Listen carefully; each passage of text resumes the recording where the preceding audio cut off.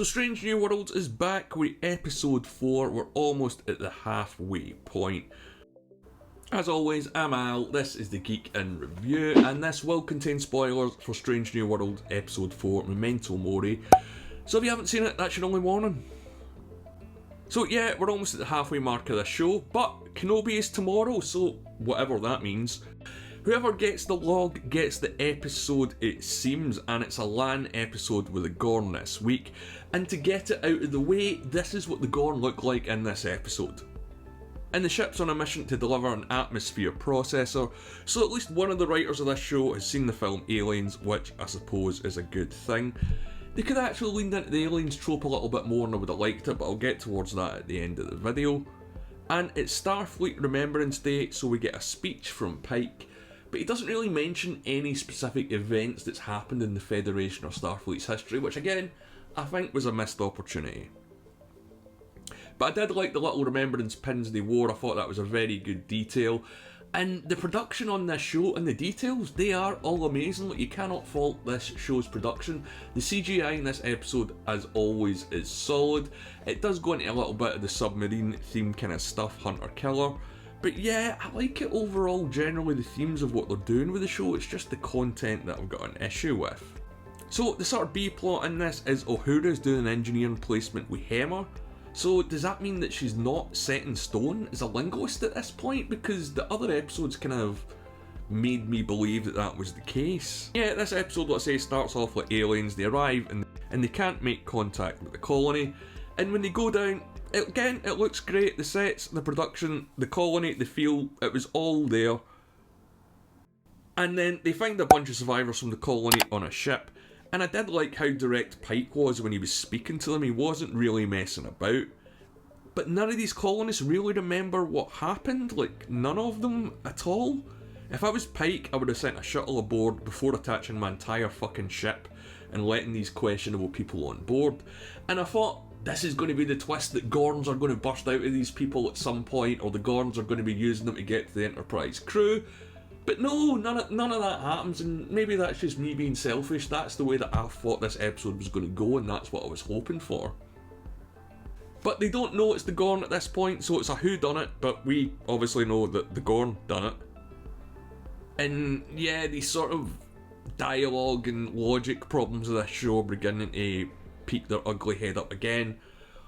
When they're interviewing the survivors, Lan says something like, "Something tells me my gut is off." So what is she meaning? That she's got an upset stomach? Because that's what that sounds. If her gut was on, that would mean that she was right about the Gorn, which she is, so her gut isn't off, and it's... maybe she does have stomach problems, you don't know. Also, no shit, something's up. You've just been to a planet that's full of dead people. But then after the attack, what caused number one's injury? She was just bleeding in a corridor with no sort of real sign of explosion or nothing sort of protruding from her or stabbed into her. She was just bleeding, and yeah. So then the episode turns into it's a run from the fight from the aliens in a Nebula episode, but there's also a black hole in the Nebula naturally as well, as you'd expect. When Lan gets to the bridge, Pike doesn't ask what's happened to number one, he just promotes Lan straight away in her place. So how did he find out? Again, this is these sort of logic problems popping up. And there's another one almost a few minutes later when Ortega says she can give Pike half speed and then sets course at full impulse. Now, I'm sure there's one or two more in this scene and probably even more throughout the episode, and it didn't really draw it out of me too much. I was still enjoying it for as much as I could be, but yeah, like, it just goes to show that these guys aren't really paying attention. Although all the sets and the uniforms and the phasers might look good, the devil is in the details. Or in this case, the devil's not in the details. But yeah, writers, please do your homework and don't make me ask you to get your mum to sign it. But other than the story, as I mentioned a moment ago, the CGI is fantastic. All the stuff in the Nebula, it's sort of like, you know, if they'd done Wrath of Khan today, not in a bad way, it doesn't lean into it and sort of give you any Wrath of Khan vibes overly. If anything, this episode goes in a few different Star Trek tropes. But it's the usual sort of Nebula problem, sensors, weapons, shields, all that stuff that's going to give you an advantage is taken away, including for some reason all the sick bay technology. So they have to treat number one with no tech, and yeah, I didn't really get the excitement here either, because they're supposed to be doctors and nurses. Surely they would know how to do that already. You don't just ignore what's in the past because you've got a new tool to do it, especially when it comes to something like medicine. But that's just one of the sub-stories here. Hemmer and Uhura are trapped with the atmosphere processor that's about to explode. So if you've seen the Next Generation episode Disaster, it's pretty much that, and the rest of the episode is Star Trek Deep Space Nine one. I think it's called Starship Down. And I get what they're doing, and I've said it before in other videos, Star Trek does borrow storylines and themes and tropes from previous episodes, but I don't get why they're doing this here. I mean, they say stupid things again with the logic problems about only having one usable torpedo, and then they send Spock and Lan out in a shuttlecraft, and I just thought, why don't you just fly a shuttle into the side of the Gorn ship and then leg it? Why would you not do that? But yeah, there's just not a lot to talk about here. It's all stuff that we've seen before. What sort of bothers me is, while this is all going on, the Gorn are chasing them deeper into the nebula, and the ship is supposedly getting crushed by the pressure, but there's no explosions or Star Trek shakes. Where the hell are my Star Trek shakes? And as for the number one stuff, I don't think she really fits into the show. The character, the way that she feels now for me isn't the way that she felt in Star Trek Discovery Season 2. And also one thing I've noticed, whenever Mbenga is saying anything and Chapel walks in, she takes over pretty much from the exposition dump and he just shuts up. Is that just me? I mean, has anyone else noticed that? Let me know what you think in the comments below. But yeah, to beat the Gorn, Lan has to confront some trauma that we already knew about. We get a Michael Burnham mention for what it's worth, and I know how Spock feels, because Spock, I don't want to think about your sister particularly much either. And they beat the Gorn with, you know, sort of whatever. I mean, does it matter? I've not got anything to say about this. To be honest, I'm struggling to talk about this episode because we've seen these stories before in better episodes in TNG and DS9.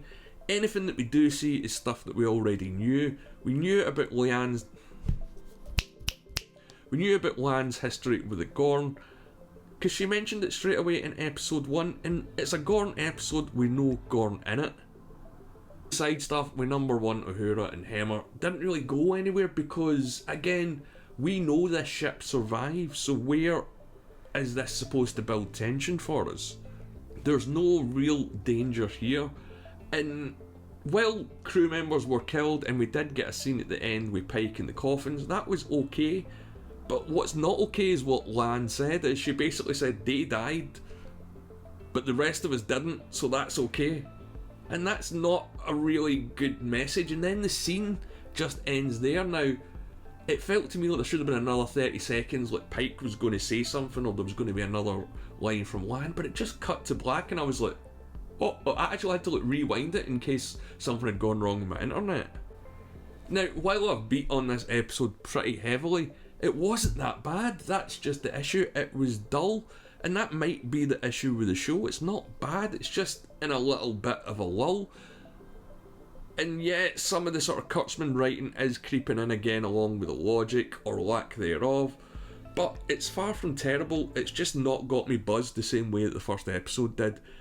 I've said it several times, and I've not got a lot to say about this because there's not a lot here to talk about. I still wonder where they're going to take these characters. And I think instead of placing the ship in any sort of action dramatic tension, that doesn't work for this show because, again, we know the fate of the ship and we know the fate of most of the characters in this show.